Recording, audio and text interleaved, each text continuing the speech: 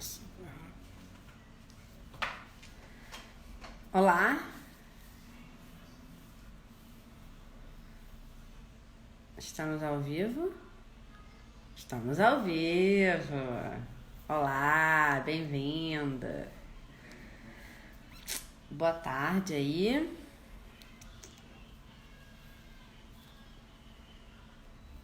Eu vou botar o tema da nossa live aqui, né?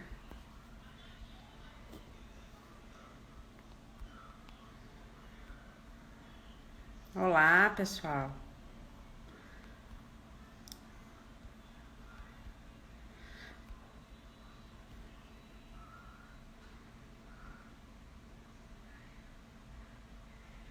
Eu tô só fixando aqui. Isso. Bom, a Moema entrou aí. Oi, tudo bem? Vou chamá-la.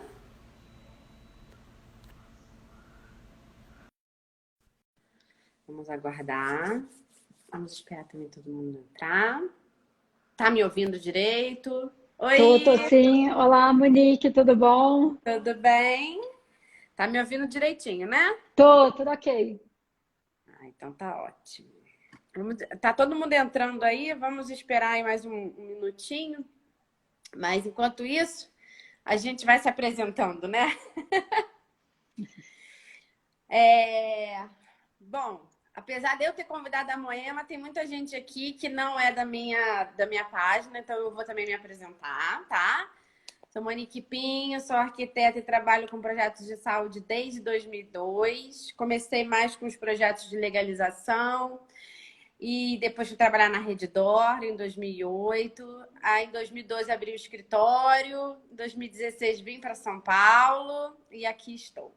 Então, trabalho com isso há 18 anos. Bom, Muito bom, Monique. Hoje eu e a Monique, a gente se conheceu aqui pelo Instagram, né? A gente não se conhecia e eu acho isso muito positivo, né? Acho que a gente vai levar muita coisa positiva aí dessa pandemia. E fiquei surpresa e muito feliz em saber que a gente tem várias questões em comuns, né? Então, a gente tem vários verdade. amigos em comuns, a Monique estudou no Rio, então acaba que eu brinco que o Rio é quase um interior, né? Uma cidade de interior. Todo E mundo se acaba que a conhece. gente conhece muita gente em comum, assim, e que é algo muito positivo, né? E usar também o canal do Instagram, né, como essa ferramenta para a gente difundir o que a gente acredita. Eu comecei, meu nome é Moema, né? Sou arquiteta, eu sou sócia fundadora da Arto Arquitetura e a gente começou a usar o Instagram Na foi com mais pandemia. força em janeiro. Na pandemia ganhou uma força, mas foi em janeiro que a gente começou a usar com mais força. Uhum. E, na verdade, eu tinha super dificuldade de me expor, assim. Eu acho que É, todo mundo passa um pouco por isso, apesar de fazer é. diversas palestras, dar aula, Mas é diferente. mas é diferente. E é muito bacana, né? A gente poder transmitir o que a gente acredita, né? Eu acho que a gente tem muito para avançar na arquitetura para a saúde no Brasil. Acho que tem um gap aí muito grande em relação a vários outros países. Não falo de medicina, mas de arquitetura. A medicina brasileira, ela caminha muito junto, né, com o que está acontecendo em termos mundiais, mas a arquitetura a gente tem muito para avançar. E, na verdade, fico feliz, Monique, queria agradecer o convite de estar aqui com você e acho que vai ser uma troca bem Obrigada. bacana hoje. É. Bom, já entrou bastante gente aí. Vamos então começar a falar sobre o nosso tema, né? O título já é um título com cara de tese de mestrado, né? A ilusão da humanização hospitalar. O título já foi. Eu deixei você escolher, né? Não falei nada, eu só deixei.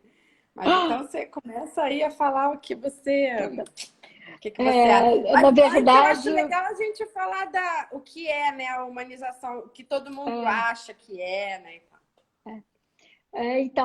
Isso na verdade é um assunto que, desde que eu comecei a trabalhar com arquitetura para a saúde, tem cerca de 10 anos, mais ou menos, a gente pesquisava muito e tinha muito artigo, né? Muita gente falando de humanização. Isso não só na arquitetura também, né? E, ao mesmo tempo, eu percebia que o conceito de humanização da arquitetura, ele era usado de forma muito superficial, né? E aí, na verdade, assim, aí eu até separei aqui 3 temas que eu acho importante, assim, a gente está falando. O primeiro é como que a humanização pode ser uma questão totalmente técnica, ou seja, uma questão técnica pode ser uma questão totalmente humana, e que essa dicotomia, né, da gente tentar separar o que é técnica, o que é estética, o que é função, o que é norma, em caixinhas separadas, foi uma tentativa moderna, mas eu acredito que os próprios modernos não acreditavam nisso, né? Porque a gente é um ser humano, né? Então não tem como a gente separar isso. Separar. E aí a segunda questão que eu acho importante a gente falar é que a arquitetura por si só, ela é humana, né? Não tem como a gente falar sobre arquitetura sem falar em humanização, porque seria um pleonasmo, né? Então a gente pega desde os princípios, né, do que a gente chama de arquitetura, né? Então quando o homem começou a ocupar as cavernas, ele de alguma forma ele buscava um acolhimento, né? Então a arquitetura sempre esteve relacionada a isso, né? Essa questão do acolhimento.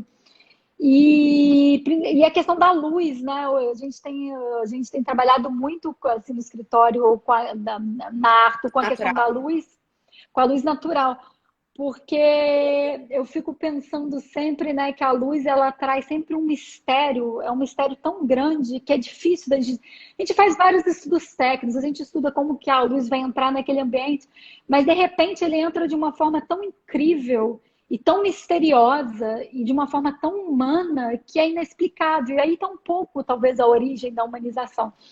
E aí falar também na terceira questão, que a gente também não pode ignorar essa palavra humanização. Eu tinha uma professora de doutorado que falava muito isso, assim, ela sempre falava, nada é natural, assim, né? Aí está, a gente, na verdade, está sempre produzindo sentidos. Então, se essa palavra humanização ela é tão forte, ela é tão presente, porque ela é necessária, né? Talvez num momento em que a gente começou a pensar os hospitais como uma máquina de curar, e só em questões de eficiência, essa palavra ela veio para a arquitetura de forma muito, muito forte e Faz um adjetivo, né? muito. Exatamente. Então, na verdade, a ideia aqui é falar um pouco sobre isso. Eu vou tentar aqui. A única coisa que eu não gosto da live é não poder compartilhar a tela, né? Adoro compartilhar a imagem. Eu acho que a gente é arquiteto, a gente consegue compartilhar, mas às vezes cai, é uma confusão sem fim. É. Mas eu vou falar A um pouco gente dos gosta de nossos desenhar ou projetos. compartilhar, né? A gente, assim, nossos projetos estão aí, se vocês navegarem no nosso perfil da Arto, tem muito projeto, tem muita coisa no destaque, tem nosso site. Então, eu queria falar um pouco sobre como que a técnica ela pode ser uma questão humana, mas eu quero dar exemplos para a gente também não ficar em questões muito superficiais. E aí, começar a falar um pouquinho, Monique, Aliás, eu adorei esse nome, Munique. E eu gostei porque ele é com 2 O's e 2 N's. Eu adoro as palavras, assim. Ela me despertou algo tão poético. A minha filha, ela chama Chloé, e tem 2 Lindo. pontinhos no E. E aí todo mundo, mas por que esses 2 pontinhos no E? Nem usa mais trema? Não sei, eu achei que... E aí, na hora que eu vi seu nome, esse Z, esse N com 2 N, eu adorei, assim. Muito Só um ordem. detalhe aqui. É. Mas, enfim, então a gente pode falar assim, o hospital, né, que nem era dito hospital, era uma casa. Ele era uma casa em que ele acolhia as pessoas. Para Ele não estava morrer, né? relacionado, ele não No estava início era para relacionado à morrer. doença. A pessoa ia lá, na verdade, para ser acolhida, né? Então a pessoa não ia lá para se tratar, nem se conhecia as doenças, ninguém sabia como curava nada, né? Então, assim, a origem, inclusive, do nome hospital, ela tem a ver com acolhimento. A Mas aí que latim, né? O latim, hospitalis. exatamente. Mas o que acontece no século XVIII, né? O hospital ele começa a se vincular à ideia de cura, de formação e de pesquisa, que é muito interessante. E isso vai se amadurecendo no século XIX, no século XX, que inclusive é um século de grandes epidemias, né? E que, inclusive, a ideia de saúde, ela deixa de ser vinculada ao indivíduo e ela passa a ser vinculada ao coletivo, né? Se pensa assim, né, que existem epidemias, então se uma pessoa fica doente, várias pessoas podem ficar doentes. A gente está passando por isso. Exatamente. E aí a gente, na verdade, passa a reconhecer, né, o hospital como uma questão coletiva, mas o hospital no século XX, ele passa a se vincular muito a essa máquina de curar. Há muita questão de Da eficiência, de terapia. tecnologia, em todos esses sentidos. Então, o que parece é que no século XXI, né, o que a gente está vivendo, desde o início do século XXI, então a gente vai falar já tem 20 anos, já tem mais, no momento que o hospital se vincula tanto a uma máquina, né, de curar e funcional, eficiente, as pessoas começam a sentir a necessidade de voltar a falar de humanização. Então, assim, não é à toa que a gente fala de humanização, não é uma questão natural. A gente fala de humanização porque é necessário falar de humanização. A gente precisa.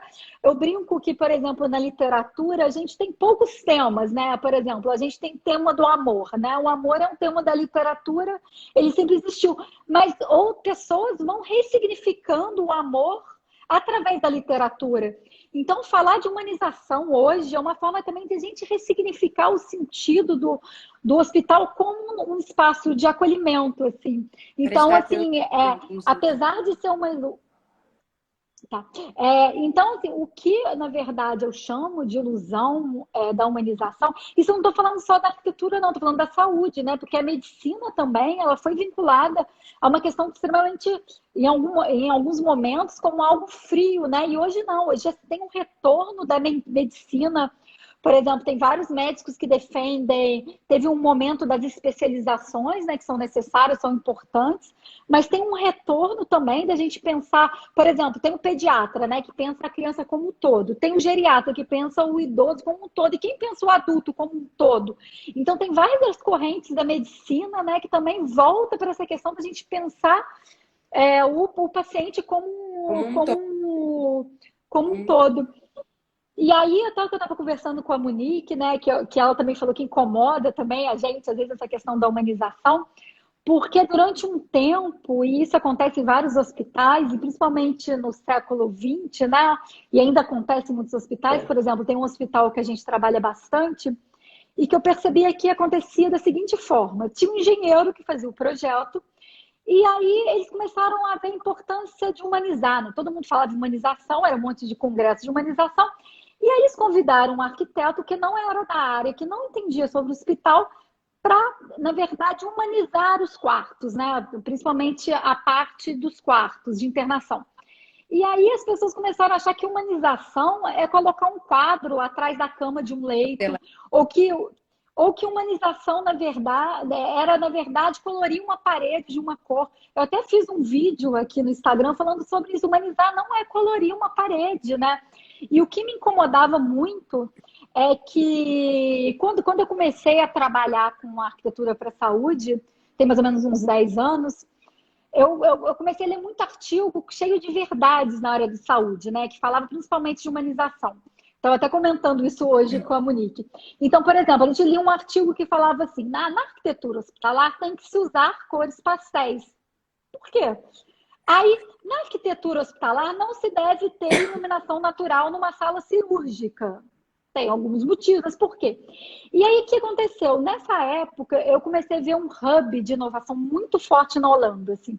Comecei a pesquisar muito, assim, tipo, aonde, afinal, tem uma arquitetura para a saúde que eu me identifico, que eu acredito, dentro do que eu acredito como arquitetura, independente da saúde.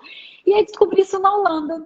E aí, entrei em contato com um escritório muito bacana holandês, que é a IGM, EGM, e é um dos principais escritórios de arquitetura para a saúde da Europa, faz hospital no mundo inteiro. E comecei a entrar em contato com eles e eles disponibilizaram a receber a gente. Eu fui eu e meu sócio, que é o Fábio, e se disponibilizaram e a gente foi para lá. E aí foi muito interessante, né? Porque a gente começou a discutir sobre essas questões. E enquanto eu li aqueles artigos no Brasil, né, que é arquitetura sobre humanização, que tinha que usar as cores pastéis, os holandeses estavam usando cores extremamente fortes nos hospitais, porque não existe verdade. A gente pode usar cores pastéis e pode usar cores fortes. E aí eu percebi, por exemplo, que na Holanda, todas as salas cirúrgicas nos últimos 10 anos têm iluminação natural, porque já se foi comprovado que a luz natural ela traz um benefício gigantesco para um médico que fica ali, às vezes, 24 horas fazendo uma cirurgia. Fica lá Claro que horas. existe Exatamente, a cirurgia ela não está o tempo todo, tem um tempo de preparação, que o médico já está lá, depois tem reunião com a equipe médica. Então, assim, claro que tem cirurgias que elas têm que estar totalmente vedadas, né? Mas não é por isso que a gente tem que sair fechando todas as paredes. Então, essas noções, assim, e aí foi muito engraçado, porque aí eu estava conversando com esses arquitetos holandeses, todos muito. O escritório tem 60 anos, e inclusive o Mário Hendricks, que eu acabei ficando muito amiga, e ele foi muito legal, ele foi com a gente em vários hospitais. Lá eles têm os crachás, os hospitais são espaços públicos, né? Na parte de internação você pode entrar, não existe catraca, mas ele tem o cartãozinho dele para entrar nas áreas mais críticas. E aí tem um assunto que eu achei muito bacana sobre essa questão da humanização, já começando com os exemplos, foi que todo mundo fala, na Europa não existe mais recepções, igual existe no Brasil, né?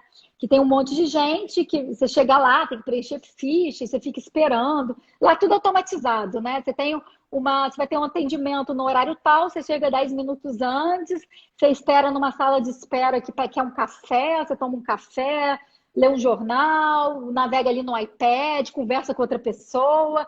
São espaços bem contra. Mas tinha uma questão, essa questão de humanização muito interessante nos hospitais holandeses e que muito se discute aqui no Brasil. A gente vai tirar as pessoas da recepção, então o espaço vai ficar muito desumano. Não. Não sei, será? O que tinha na Holanda? Eles colocavam uma pessoa, a pessoa normalmente era um idoso, e quando você chegava no hospital, lá não existe catraca, né? Você pode sair entrando. Quando ele percebia que você estava olhando, que você não sabia muito bem para onde ir, ele vinha falar com você. Que é um gesto mais humano, porque a gente chega de uma forma tão insegura no hospital, né? A gente chega assim, principalmente, né? Ou tem um outro paradigma, né? Que todo hospital tem um pé direito duplo gigantesco, né? E aí a gente chega naquele hospital, dá uma sensação que aquilo tudo é tão grande, e às vezes a gente está doente, a gente só quer um médico que acolha a gente, A né? escala humana, né? Perde a a escala noção da humana, escala. exatamente. E aí você chegava ali, tinha alguém para virar para você e falar assim, você tá querendo ir em algum lugar? Vai por aqui, esse lugar aqui. Não, mas se quiser, eu tô vendo que você é jovem, sobe a escada aqui que é mais rápido, em vez de pegar o elevador. Então, sim, ela já faz um contato de cara com você. Então, isso é um gesto totalmente humano e que mantém uma saúde financeira, que o hospital não precisava ter 10 pessoas na recepção, 20, igual a gente tem nos hospitais brasileiros. Era tudo automatizado, né? Através de inteligência artificial, inclusive já se sabia a hora que o paciente está chegando no hospital. Mas, ao mesmo tempo, eles tinham um problema também, que também você chegar e não ver ninguém, não falar com ninguém, é algo estranho. Então, eles resolveram isso de uma forma muito econômica e muito interessante, né? Então, na verdade, eu sou muito apaixonada por esse tema, assim, porque acho que tem muita solução que é extremamente humana. Gente, a ideia aqui é que vocês façam perguntas também, se vocês quiserem entrar, fazer comentários, né? Mas quando você fala que humanização não é decoração, eu acho uma coisa bem boa assim da gente falar sobre isso, porque acaba que muitas pessoas, quando você é chamado para fazer o projeto, ele vai falar com você da decoração, né? Se vai ter madeira, como que vai ser. Não, eu fiz. Né? Então a gente Monique, eu não sei associa se eu um pouco a postei, mas isso.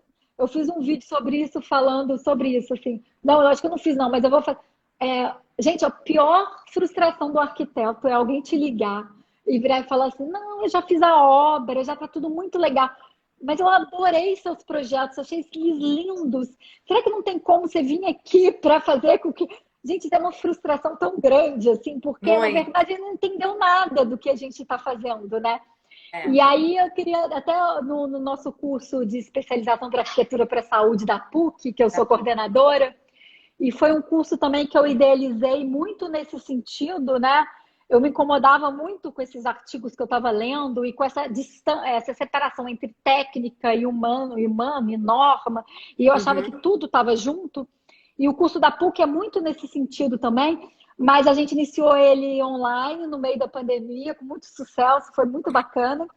E gerou uma discussão, um arquiteto do curso, que já tem uma experiência aí na área de saúde também, ele virou para mim e falou assim: mãe, porque agora só me procuram falando que quer fazer um adesivo nas áreas de ressonância de paisagem, né? E aí é como se tudo que a É, gente pensa como... Eu não tenho nada contra o adesivo que imita a paisagem, que você olha para cima e fica olhando, mas é como se não é isso, né? A humanização é muito mais do que isso, assim. E aí, Monique, eu queria dar alguns exemplos. acho que o usuário, eu acho só um parênteses, o usuário ele tem que se sentir acolhido naquele ambiente, né? E aí tem algumas, acho que no caso da ressonância, por exemplo, que você está falando da adesivação, eu acho que tem uns problemas técnicos que às vezes não dá muito para fazer nada, porque tem os impedimentos técnicos, e aí fica muito decorativo mesmo. Mas eu acho que às vezes nem decorativo fica, né? Fica uma caixa branca. Você entra ali, faz o Fica, exame e vamos lá, né? exatamente. E eu acho isso Não, o que eu tô falando muito assim, tem a interessante. questão do custo, que às vezes o cliente também não deixa, né? Você fazer muita coisa, né? Temos um outro probleminha aí, mas Também. ok, vai lá. Mas aí eu acredito, eu tava numa banca de mestrado lá na PUC, que um aluno estava defendendo, ele falava um pouco sobre esse tema, ele defende muito a questão da técnica. E aí tinha o pessoal da vigilância aqui do Rio, então tinha muita gente na banca. E aí eu comentei na banca, assim, eu comentei assim, aí eu adoro as normas. E aí tinha uma pessoa da vigilância, que era coordenadora da vigilância do Rio, que fez comentário, nossa, mãe, eu adorei que você falou que adoro, porque os arquitetos odeiam as normas. Aí eu brinquei assim, gente, eu amo as normas. Por que eu gosto das normas? Pensa bem, se alguém um dia já estudou que entre um leito tem que ter 80 centímetros, ele já estudou, ele já comprovou. Que bom, é menos uma coisa que eu vou estudar. Eu tenho que dominar essas normas, porque tem milhares de outras coisas que eu quero avançar nesse sentido. Então, assim, eu acho as normas muito positivas. E eu defendo o seguinte: a gente tem que saber muito das normas, a gente tem que dominar as normas para poder criar. Porque se a gente não domina as normas, não tem como criar. A gente vai fazer uma série de amadorismos, né? Vai fazer coisas totalmente Vai errar, inconsequentes, né? vai errar. Erradas, que vão gerar problemas técnicos seríssimos, e aí sim a técnica e a humanização vai ficar separado, porque aí o gestor do hospital vai falar assim, aquela arquiteta, ela faz umas coisas bonitas, mas não deu, tudo, não dá nada certo, mas o engenheiro, quando ele faz algo, e aí fica essa dicotomia também entre engenharia e arquitetura, que eu odeio, porque para mim o engenheiro é meu grande parceiro, e todos os nossos projetos, eles só existem graças à engenharia, que a gente cria ideias juntos, soluções juntas, e eu acho que a gente está junto, né? O arquiteto, e aí defendendo a ideia que o arquiteto não tem que estar no final do processo, né? O Não, arquiteto ele tem que fazer parte de todo o processo do projeto, né? Então, assim, o arquiteto é quem está junto com o gestor desde o início, né? É que a gente pode discutir, em vez de ter um balcão gigantesco, que vai tomar uma área gigantesca, ele poderia ter essa pessoa acolhendo e a gente podia utilizar uma inteligência artificial para não ter fila de espera, agora com a pandemia, mais ainda. Então, assim, é que a gente está junto, né? Que a gente está pensando junto. Eu defendo isso, assim, não quero ser a pessoa que vai lá fazer a decoraçãozinha, fazer o bonitinho, não. A gente vai lá para pensar junto, e isso vai ficar bonito também. E aí eu entro num tema que eu gosto muito do autor, que ele tem um livro que chama O Elogio da Razão Sensível, que é uma Fesolia, um italiano, que ele fala o seguinte, que as questões mais belas, elas são extremamente funcionais. E entra eu lembro muito, quando eu falo disso, eu lembro muito do livro também, que é do Yves, que é o design da Apple, não me lembro o nome do livro, mas é um livro que ele escreveu, dele falando, né, como que a Apple, ela vai uma questão funcional, ela vai te conectando a uma questão sensível. Então, por exemplo, né, eu estou aqui com o meu computador, né, eu estou aqui com o iMac. Ele, não sei se vocês já perceberam, ele tem um botão atrás da tela. E quando eu toco, ele é sensível, e com a minha sensibilidade, eu acho esse botão para fazer uma questão extremamente funcional, que é ligar o computador. Então, quer dizer, a partir de uma questão extremamente funcional, que eu tenho que ligar o meu computador, ele me conecta com uma questão totalmente sensível, que me conecta com uma questão que eu tenho de mais humano. Então, assim, na verdade, a técnica e a função, ela é tão interessante, ela existe quando ela conecta a gente com algo que a gente tem de mais humano e de mais sensível. Isso que é o mais complexo, assim, na verdade, de fazer e de tentar de tentar entender. Mas aí você falou um pouco dessa questão das artes, Monique, e aí eu queria só fazer um parênteses dessa. Eu acho assim que a gente Quer que eu também, leia por aqui exemplo, alguma coisa? quer. Tem um monte de pergunta aqui. Você quer que eu leia ou você quer continuar falando? Fala aí. Não precisa Primeiro. falar a questão da arte, depois a gente lê. Mas Tá. uma questão, por exemplo, que a gente faz com as artes, né? Quando a gente começou a trabalhar nos hospitais, sempre teve uma demanda, né? Que é interessante, né? Como é que a gente vai fazer uma arte na parede, né? Como é que a gente vai trabalhar com isso? E aí, o que a gente faz? A gente sempre tenta fazer com que a arte seja um projeto, assim, um projeto que envolva a enfermagem, que envolva a equipe médica e que crie um laço da equipe com o funcionamento do hospital. Então, vou dar alguns exemplos, assim, por exemplo. A gente estava trabalhando bastante com a questão da arte, mas com a arte, em vez da arte estar ali, né, atrás do leito, ou num lugar totalmente Em cima da aparente, maca da ressonância, né? acima da. A gente começou a pensar na arte de fazer. Eu tinha uns desenhos que eu fazia na época de doutorado, quando eu achava que as aulas estavam muito chatas, eu ficava desenhando. E ficava lá desenhando, e eu fui usar esses desenhos aqui no hospital. E aí eu comecei a colocar ele em lugares escondidos, assim, todos eles ficavam escondidos.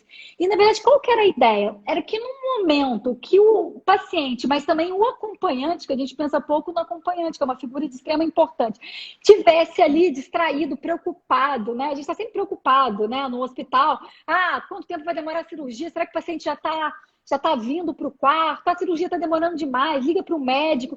E aí a gente colocava. Aí, de repente, ele abre uma porta e aí ele vê algo assim, ele olha, gente, o que é isso, né? Nesse momento, ele desloca o foco dele da doença. Então, para mim, isso é humanizar, porque eu estou atingindo ele, eu estou sensibilizando ele de alguma forma. Então, assim, tem vários exemplos agora, se vocês quiserem acompanhar, a gente até fez um destaque, a gente entregou 30 leitos de um CTI que a gente está fazendo, e a gente trabalhou com uma Aquele arte, na das. verdade, isso. A gente queria trabalhar com células humanas e que tivesse a ver com a vida. Mas, assim, a verdade, a intenção era que as pessoas olhassem, que fosse uma imagem abstrata, que a pessoa olhasse, mas que ela tentasse produzir algum sentido, ou que não produzisse sentido nenhum, porque às vezes o paciente numa UTI, às vezes ele está num estado que ele já está um pouco, e que ele olhe para aquilo no teto e que leve ele a outro mundo, talvez faça ele pensar em outras coisas, faça ele pensar na infância dele, faça ele pensar em outras questões. Não interessava muito, que ele não tinha que descobrir que aquilo era uma célula.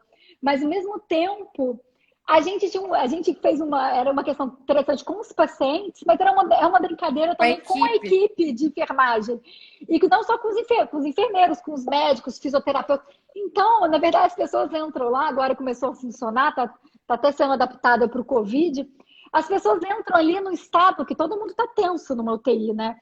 E elas começam, na verdade, naquele momento ali que talvez ela começa a desconectar um pouco e deslocar um pouco o foco dela, que é totalmente importante. E aí teve várias, né?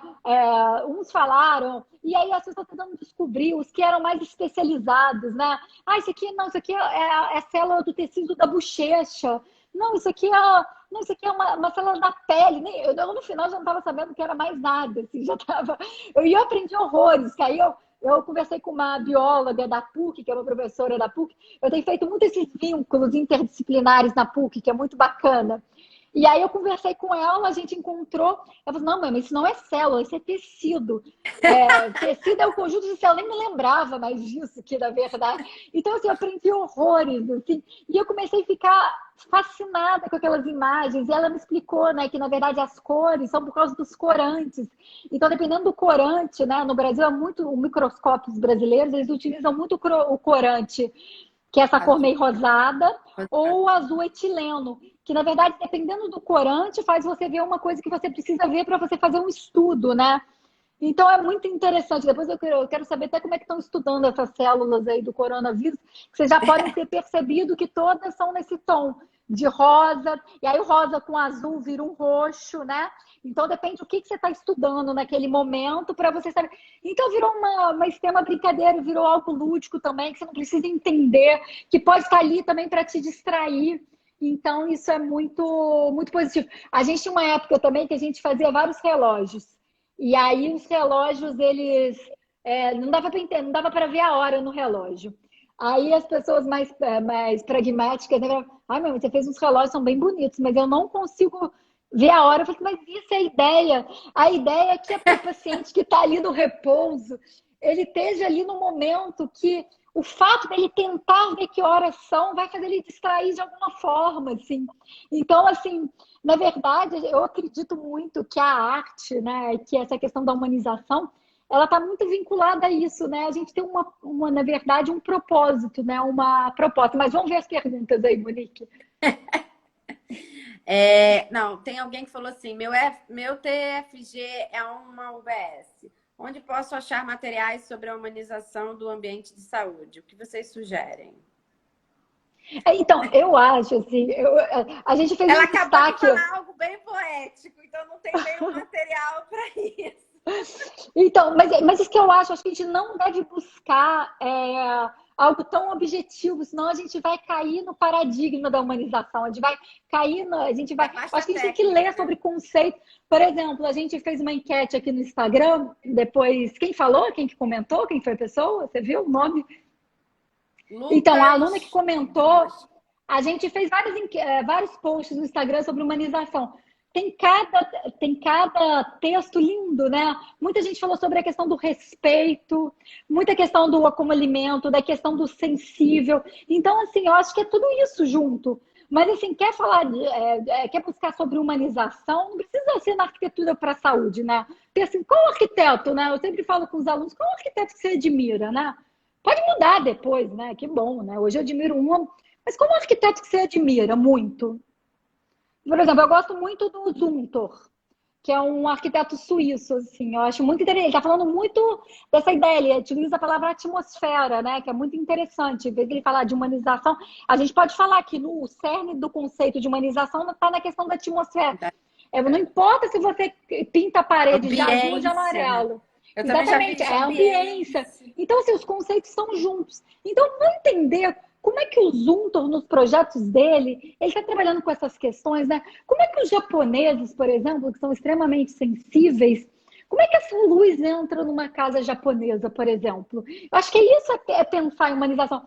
Eu brinco, tem uns professores aqui do nosso curso de especialização aqui conectados que eu estou vendo, e quando eu criei o curso, idealizei o curso de especialização em arquitetura para a saúde, a gente tinha os professores extremamente especializados, né, que tinham muita experiência, e eu convidei alguns professores também da Artista. PUC que eu gostava muito, assim. E aí eles falaram assim, Moema, mas que medo, eu não sei nada. Não, mas não fala de hospital, fala do corpo, da relação do corpo com o espaço.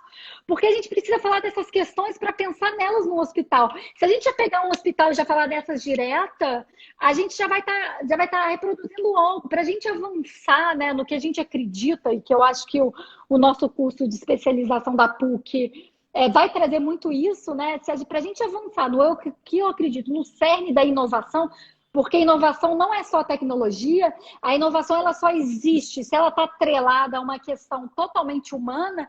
Então a Apple só inovou porque quando eu toco no botão, ela me toca numa questão totalmente sensível e ela me faz me levar para um universo tão sensível que me dá vontade de ter um computador da Apple. Então é uma questão extremamente complexa. Então, assim, a gente faz tecnologia para a gente buscar soluções, né? Soluções que são humanas, soluções que são de acolhimento, soluções sensíveis, para isso que a gente lida com tecnologia. Então, lá na PUC, por exemplo, a gente tem muita parte de robótica, tem a Verônica, que é uma professora da arquitetura, que está muito conectada, né, com produção em série, em produção 3D. Então, como que a gente vai utilizar isso, né? Como que a gente vai produzir algo em escala que produza sentido numa multidão de pessoas e não só em um projeto, mas que pode ser reproduzido em diversos projetos. Como que a gente usa essa tecnologia da robótica, né, para fazer isso? Como é que a gente usa os programas, por exemplo, o Rhino, na arquitetura, para a gente não ter mais que ficar fazendo composição de 3 bloquinhos, que eu dou para ele, eu viro para ele e falo, eu tenho 1000 bolinhas e eu quero 1000 arranjos, e ele vai me dar 1000 arranjos dessas bolinhas e eu vou escolher a que eu quero. Porque eu que vou escolher, não vai ser ele que vai escolher, mas ele vai me dar 1000 arranjos. Para mim fazer 1000 arranjos, eu demoraria 1 ano, 2 anos, 3 anos, né? Desenhando à mão ou desenhando ali no CAD, enfim. Então, eu acho que isso está muito conectado, né? Essas questões estão muito conectadas.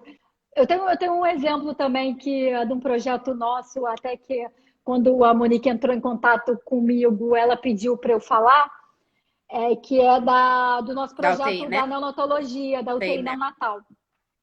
É. E aí tem uma questão que tem uma questão assim extremamente técnica, que é extremamente humana, assim, que eu gostaria de falar e que eu gostaria que a gente refletisse, já que o que eu mais faço hoje é tirar foto de UTI na televisão, porque o que eu mais fazer, na verdade, assim, né? E como se só por ser uma questão, uma área totalmente técnica, então assim, uma questão de UTI, assim, que eu falaria, né? Que acontece, quando a gente faz uma UTI, a gente precisa ter aquela régua hospitalar, né? Então, muitas tomadas, são mais de 10 tomadas, tem que ter 2 oxigênios, vácuo, ar comprimido. E a gente tem que ter uma Comprimido. concentração de questões técnicas. E é importante que seja de fácil manutenção. Então, o que é uma régua? Ela concentra toda essa infraestrutura, você abre ela e é muito fácil a manutenção, né? Diferente de ter várias tomadas na parede, você tem que quebrar a parede para fazer uma manutenção.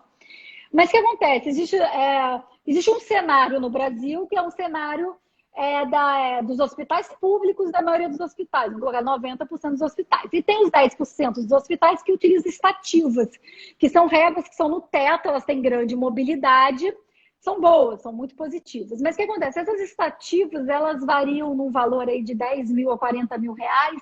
As melhores estão em torno de 40 mil reais. Se a gente faz 50 leitos, a gente multiplica por 50 vezes 2, que cada leito precisa de 2. Então é inviável para a maioria dos hospitais. Para os hospitais filantrópicos, para os hospitais públicos, para os hospitais privados menores, são inviáveis. Então, o que a gente, assim, mas aí o que acontece nesses hospitais? Mais de 90% dos hospitais vai lá e compra aquela régua que fica aqui na cabeça do paciente, né? Aquela régua padrão, claro, dentro da norma, com a quantidade de tomada que precisa, com o oxigênio que precisa. Mas aqui, uma questão técnica, ela se transforma em uma questão totalmente humana. Quando você coloca aquela régua na cabeça de um paciente de UTI, um paciente de UTI, por exemplo, um paciente, ali, né? Tudo vai ficar ali. E às vezes o paciente, eu já tive vários relatos de médico me dizendo: mãe, esse paciente aqui não precisava estar entubado. Sabe por que ele está entubado? Sabe por que a gente sedou esse paciente? Porque tem um fio que passa pela cabeça dele, e se ele mexer a cabeça dele ou mexer a mão, ele pode desconectar do monitor e o paciente pode morrer. Que é uma questão mais desumana do que isso, assim. Então, por exemplo, eu defendo extremamente que nos UTIs as réguas hospitalares têm que estar nas laterais, né? Então, por exemplo, no projeto da UTI, depois se vocês quiserem entrar aí no nosso Instagram, tem um videozinho que a gente fez desse CTI. Todas as réguas são nas laterais dos pacientes. Então, quer dizer, uma questão... Elas são coloridas, são bonitas. A gente pensou muito para fazer essa. A gente estudou elas junto com as equipes de enfermagem, junto com os médicos. A gente pensamos sim, se os gases são melhores ficar na direita ou na esquerda. Ninguém pensa nisso. Isso é uma questão totalmente humana, porque quando eu chego com um respirador e eu preciso ligar algum gás ali, eu sei que é melhor ficar na direita, porque aí o tubo não vai ter que passar na cabeça do paciente. Isso é uma questão extremamente humana, porque isso eu deixo de sedar um paciente. Um paciente ali, ele pode ficar lúcido, né? Por uma questão dessa. Então, isso que eu tenho defendido, Monique. Eu tenho defendido muito, assim. Então, é uma questão extremamente técnica. A gente tem que dominar as técnicas. Eu tenho que saber quantas tomadas tem que ter ali. Eu tenho que saber como é que aquelas tomadas chegam. Eu tenho que saber fazer os chafes dos hospitais. Mas eu tenho que saber também que aquelas tomadas, dependendo da posição que eu coloco, ela pode fazer um paciente ser sedado. Ela pode fazer um paciente você pode fazer um paciente ficar extremamente deprimido. E o estado dele de saúde piorar extremamente. Então, assim, eu acho que a gente pensar arquitetura é a gente pensar na vida, né? E quando a gente está falando em arquitetura para a saúde, por isso que eu amo arquitetura para a saúde. Na verdade, minha maior emoção é ver os hospitais funcionando. Esses dias eu tive que fazer uma visita nesse CTI que a gente acabou de entregar, porque eles estão adaptando, esse CTI já está sendo utilizado, mas vai ser adaptado para o Covid. E eu entrei, né, no CTI. Nossa, mas você não ficou morrendo de medo. Na verdade, eu sou tão apaixonada, né, pela arquitetura para a saúde, que quando eu entrei aquilo sendo usado, os enfermeiros ali, os médicos ali, eu fiquei, na verdade, extremamente emocionada, né, porque a arquitetura para a saúde tem uma questão muito, muito bacana, é que ela trabalha com o coletivo, né? E a gente é muito emocionante, né? A gente vê. E o coletivo que eu falo não é só os 20 pacientes que estão ali, não, porque para aqueles 20 pacientes estar ali tem 1.000 É equipe, funcionários, né? né? Tem toda a equipe, tem as pessoas que Equipe. trabalharam na obra, né? Que eu sempre brinco, que fazem parte daquela história. Eu, normalmente, eu amo obra, eu amo ir na obra e amo perceber É. na obra que algo É não vai muito dar legal certo. ver o seu projeto sendo feito, né? Sair do papel e virar realidade. É muito, muito legal. E muito positivo, né?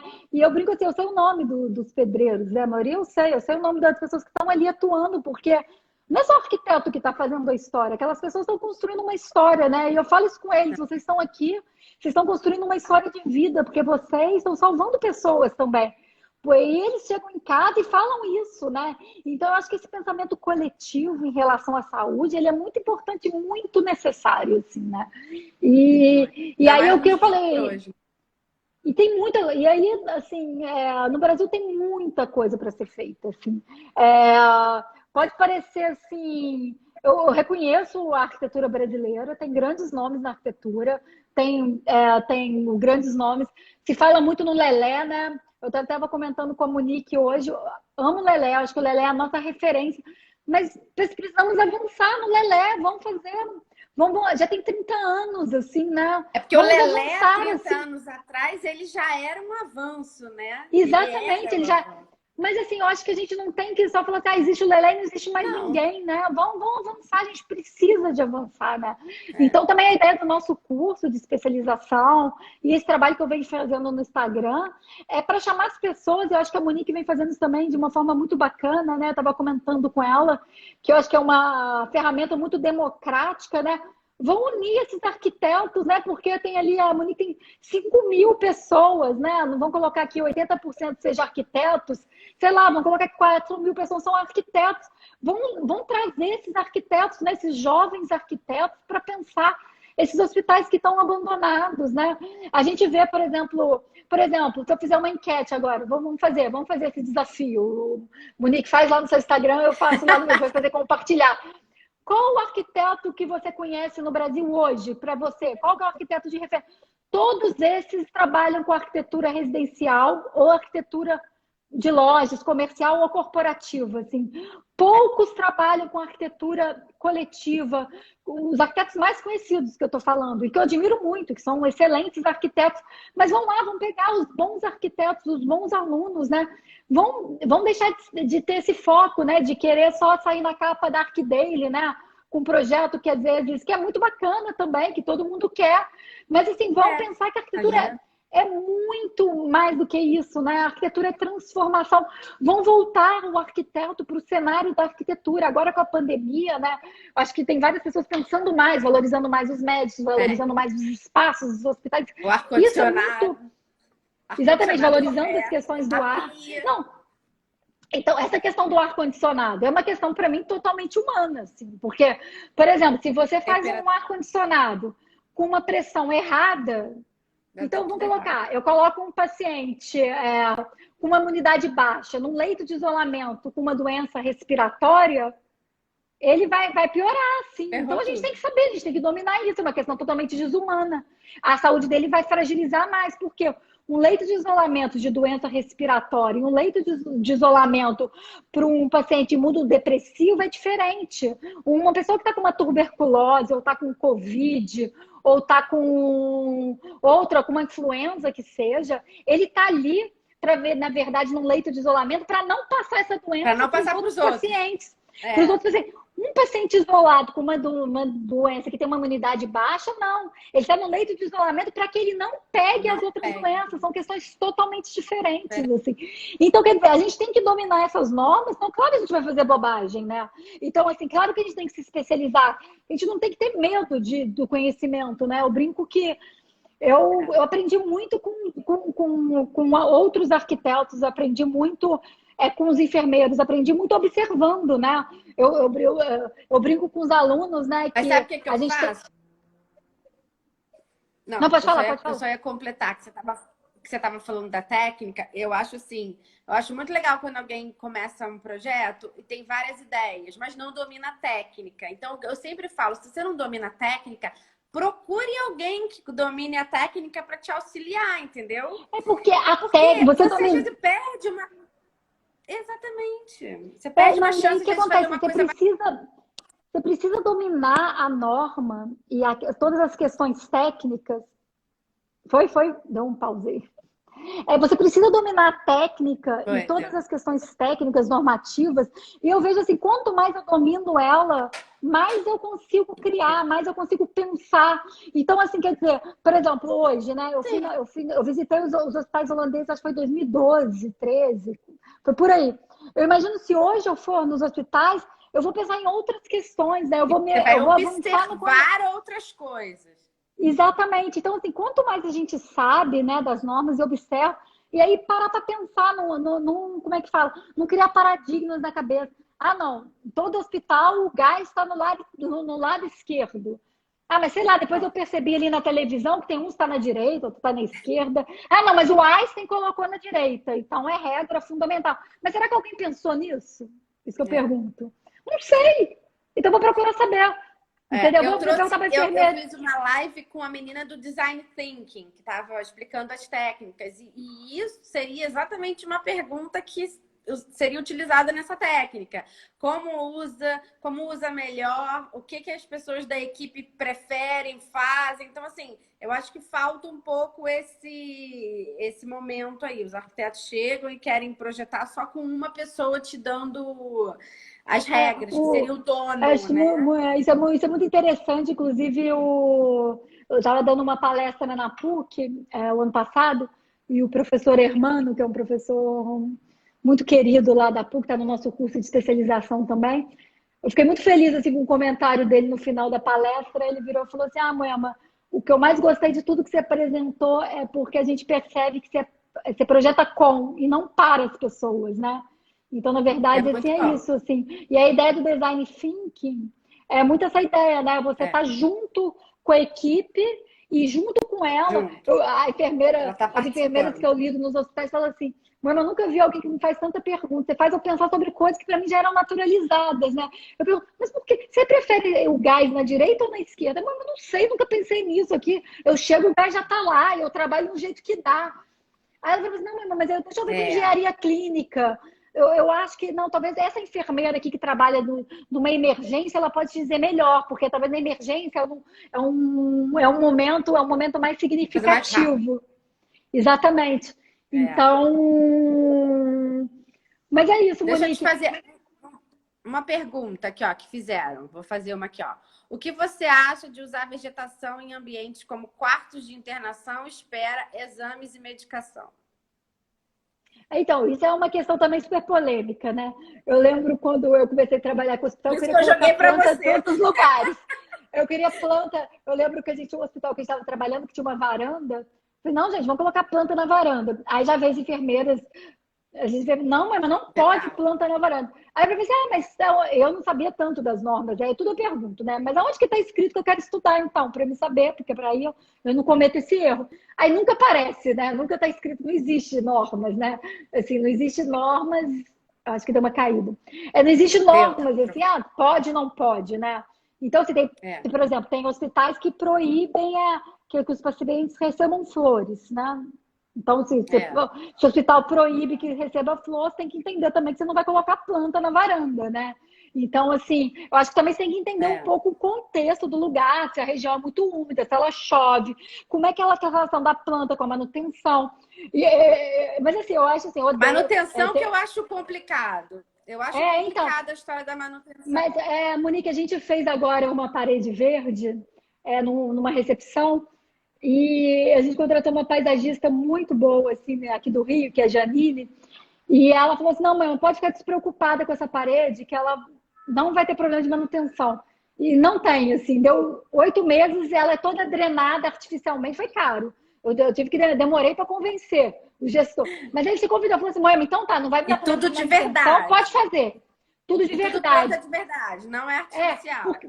Não é artificial. Eu acho até interessante esse tema. Um tempo atrás, a gente estava fazendo um projeto de um edifício corporativo comercial aqui no Rio, em São Conrado.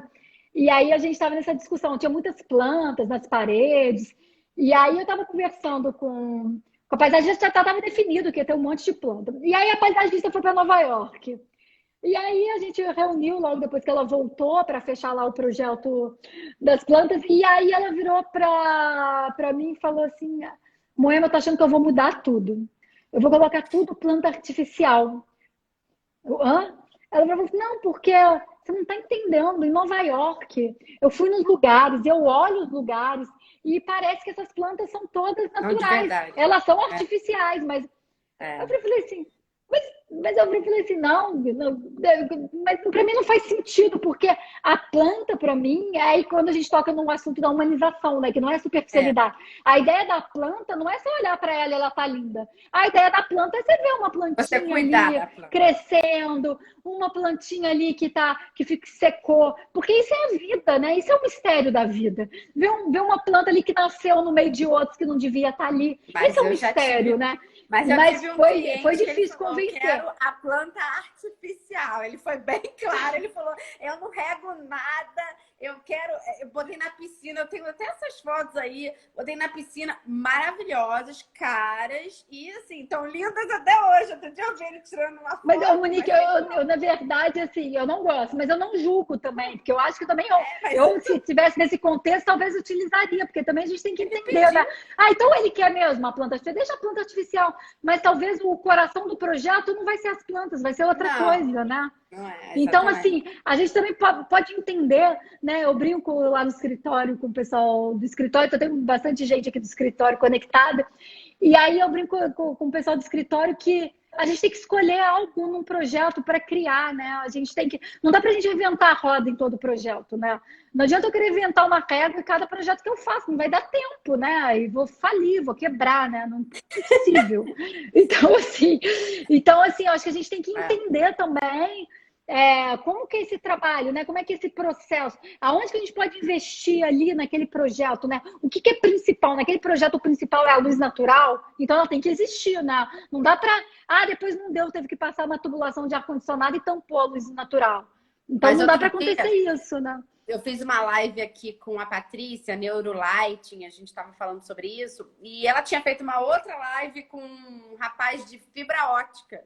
E aí ele estava contando que ele fez eu não sei se foi uma UTI, era uma pediatria de oncologia em alguma cidade do Paraná. E aí ele estava falando desse momento de transformação, o que a iluminação fez, né?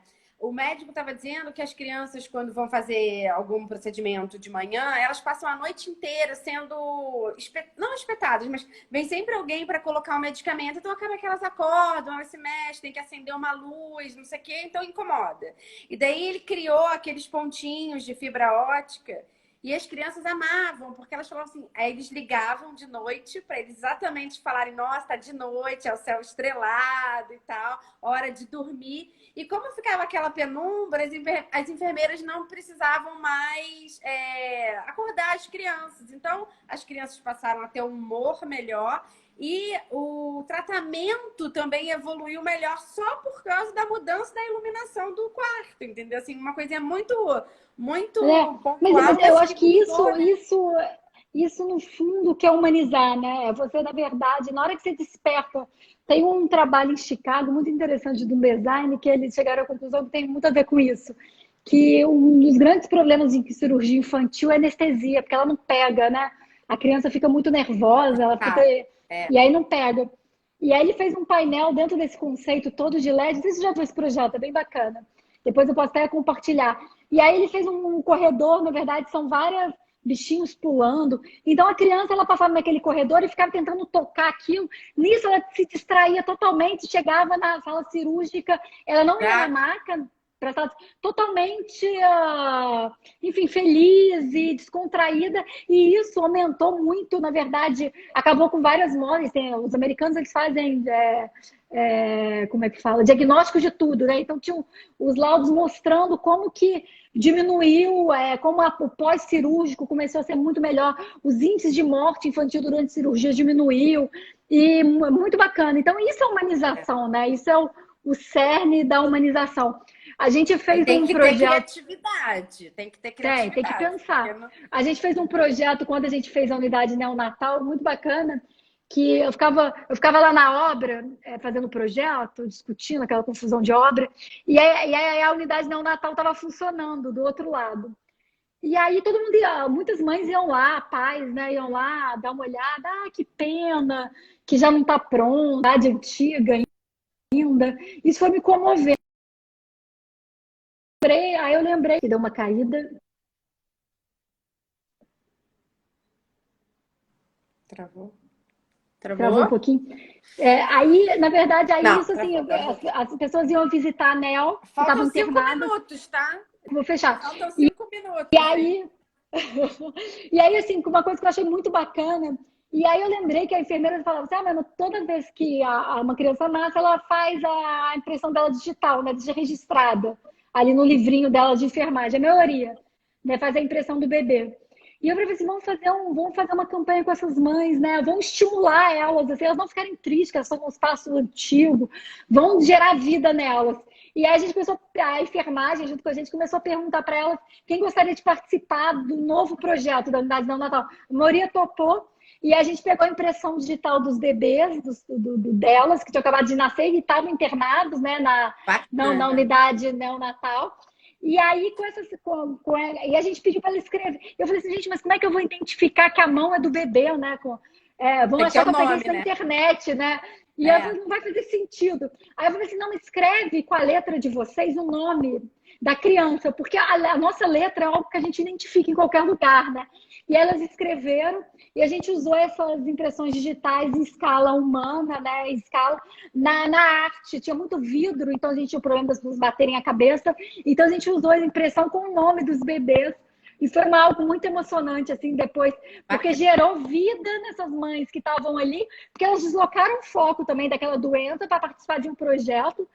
Elas depois voltaram nessa unidade neonatal reformada, ficaram felizes de ver, né, o bebê delas ali, registrado ali naquela parede, fazendo Muito parte daquela legal. história. Porque eu brinco que a história ela não está só na obra reformada. A história dessa unidade neonatal ela já tinha sido construída há anos, por diversos médicos, pela equipe, né? Antigamente, eu não sei se todo mundo sabe, mas a gente bombeava os bebês à mão. Meu avô era pediatra, meu pai é pediatra. Ah, Eu é? ficava a noite inteira bombeando o neném, né? E hoje não, tem essas unidades neonatal, que é um avanço gigantesco, né? Em termos de quando a gente se fala em hospital. É Mas acho que é verdade. isso, Mu. Eu acho que está terminando aqui o nosso tempo. Tá. Isso que Se você deixar, a queria gente vai falar só falando. 40 minutos, hein? Combinado era 40 minutos, não ia ficar muito cansativo, né? Se deixar, cara, vai falando, Vou falando, entendeu? vou falando. É assim mesmo. Bom, Moema, faltam 3 minutos. Eu queria agradecer. Foi ótimo. A gente falou sobre coisas interessantíssimas. Pensar fora da caixa é sempre muito bom, porque eu quis também falar um pouco sobre isso, trazer você. Eu tentei trazer a Elza para falar sobre isso também. Mas sempre me fazem essa pergunta no YouTube, nas minhas aulas e tal. Sempre me perguntam o que é humanização hospitalar. Eu procuro não falar sobre esse assunto, sabe? Porque eu falo assim, gente, é uma coisa tão ampla que não dá para eu te responder em uma frase, entendeu? É mais do que você. Não dá para responder numa frase. Eu acho que você, em uma hora, acho que você explicou muito bem. E eu achei ótimo. Te agradeço bastante. Espero que a pós-graduação seja um sucesso. Eu já indico, que eu acho que quem tem que trabalhar com isso realmente tem que entender sobre o assunto. Foi aquilo que eu falei para não errar, para não fazer besteira. E aí eu queria que você falasse aí mais alguma coisa. Falta 1 minuto. Não, Monique, na verdade, queria agradecer, eu fico feliz. E eu acho que agora a gente tem o desafio de falar mais sobre esse assunto, né? Eu vou estar falando, eu já no escritório falei, gente, vamos fazer uma aba de destaque só de humanização, né? Vamos falar bastante, eu É, acho que é um tema aí que a gente tem que continuar falando. E te deixo um abraço grande, Monique. Obrigada pelo convite. Fiquei muito feliz de te conhecer e saber que a gente tem também. tantas coisas em comum, né? FRJ, e que a gente compartilha de amigos em comum, né? E de uma vontade forte de uma intervenção nessa arquitetura para a saúde, nessa arquitetura que é coletiva e desse conhecimento, né? Eu acho que o trabalho do É. Instagram, do seu trabalho que você vem desenvolvendo é isso, né? Uma doação para esse coletivo, né? Que eu acho que no final é isso que mais importa. Obrigada, Moema. Adorei conversar Obrigada. contigo. Beijo. Beijo, Beijos. pessoal.